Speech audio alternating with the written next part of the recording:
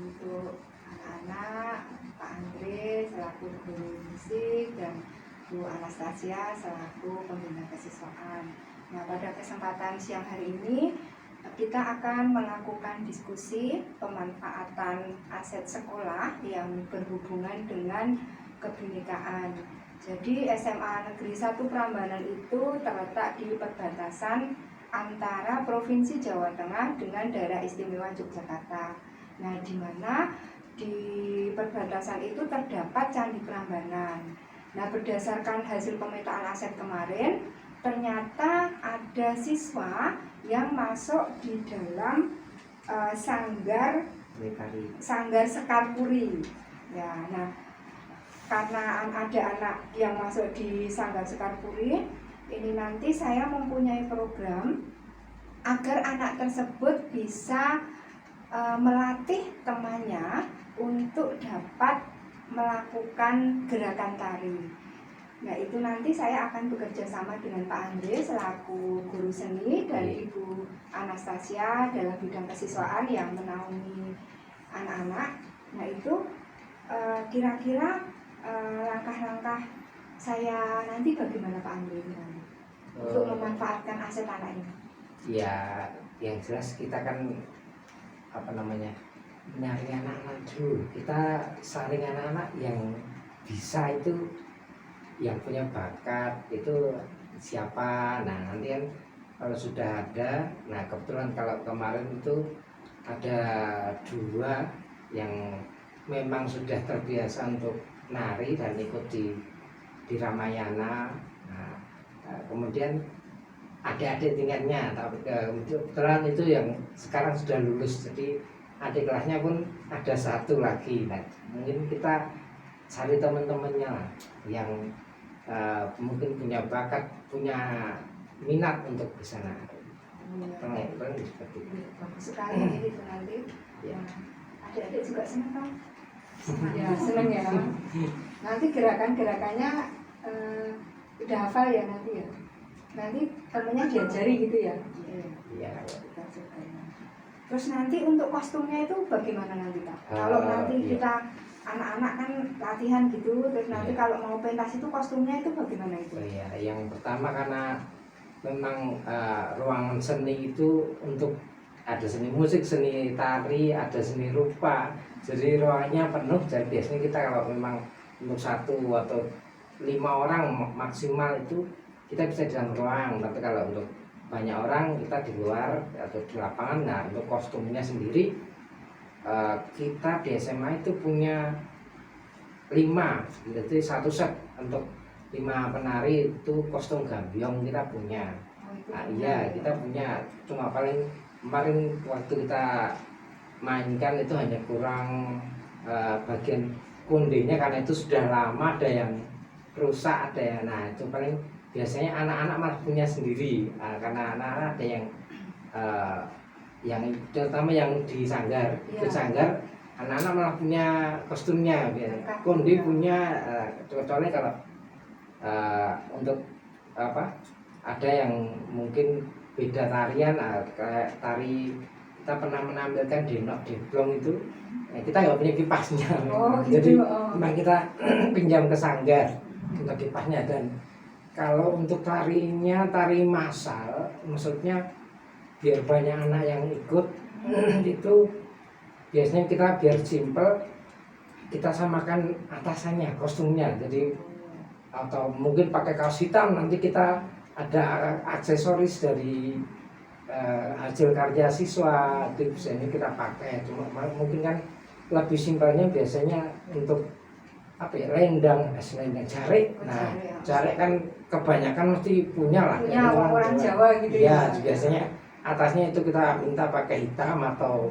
kuning atau merah. Nah, bawahnya itu mereka pakai legging dan nanti ditutupi jarik. Biasanya kalau itu untuk massal. Nah, kalau untuk tadi untuk gambyong kita memang sudah yang kita miliki ya. Sudah punya. Itu diberikan sekolah atau bagaimana itu? Itu dari sekolahan. Dari sekolah itu sudah berapa tahun memang sudah punya, mungkin sekitar 10 tahunan kita sudah punya. Itu sudah punya kostumnya. Ya, kostumnya untuk gambyong. Untuk tari yang lain lah kita belum menyesuaikan, memang belum. Berarti itu apa ada kolaborasi itu antara hasil karya anak terus dengan yang tari itu saling berkolaborasi gitu ya, digunakan untuk aksesoris gitu itu ya.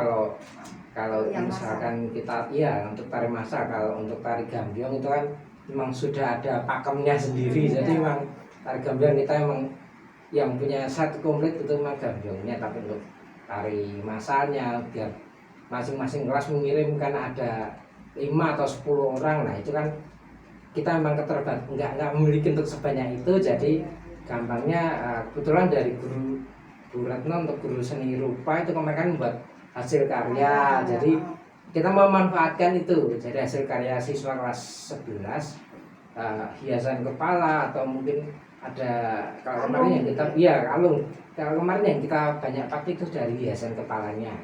Nah, untuk aksesoris yang lain meskipun ada macam-macam, nah itu biasanya anak-anak membawa sendiri. Ada yang malah kemarin nggak kebagian hiasannya karena Pak saya membuat aja gitu, daripada ada yang membuat, saya bisa Pak membuat seperti ini karena kita punya beberapa hari. Jadi anak-anak daripada saya nggak mau itu Pak, itu terlalu besar, itu terlalu bahannya kurang bagus, saya tak membuat sendiri aja. Itu anak-anak malah ada seperti itu. Berarti anak-anak antusias sekali ya. Iya, karena apa ya, menurut tadinya kita berpikirnya mau nggak ya anak-anak ini, tapi ternyata ketika di awal-awal memang ada yang menolak.